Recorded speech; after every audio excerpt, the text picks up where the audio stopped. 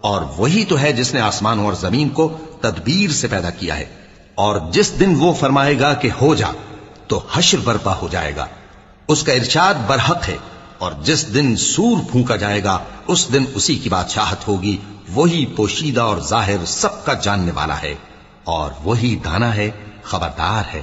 اور وہ وقت بھی یاد کرنے کے لائق ہے جب ابراہیم نے اپنے باپ آزر سے کہا تھا، تم کیا بتوں کو معبود بناتے ہو؟